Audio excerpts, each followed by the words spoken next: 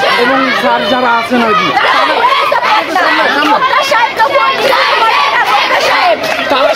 তাদের ভূমিকাটা কি?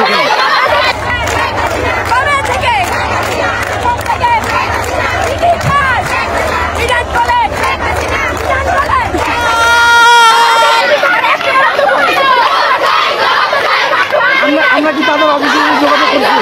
অবশ্যই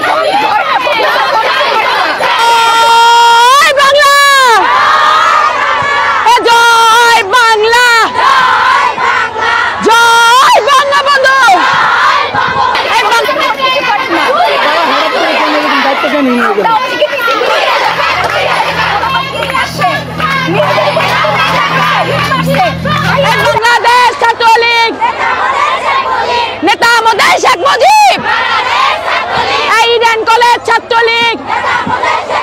ঢাকা বিশ্ববিদ্যালয়ের রাজু ভাস্কর্যের সামনে রোকে হলের এক ছাত্রীর সঙ্গে অশোভন আচরণের অভিযোগে মোহাম্মদ নাজমুল আলম ওরফে জিম নাজমুল নামের এক ছাত্রকে সাময়িক বহিষ্কার করা হয়েছে। আজ সোমবার দুপুরে ঢাকা বিশ্ববিদ্যালয়ের জনসংযোগ দপ্তর থেকে গণমাধ্যমে পাঠানো এক সংবাদ বিজ্ঞপ্তিতে এ তথ্য জানানো হয়। বহিষ্কৃত নাজমুল সমাজকল্যাণ ও গবেষণা ইনস্টিটিউটের ৪র্থ বর্ষের শিক্ষার্থী।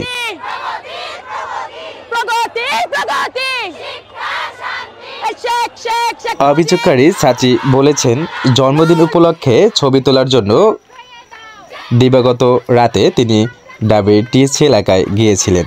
তার সঙ্গে একজন পেশাদার আলোকচিত্রী ছিলেন কজন বন্ধু।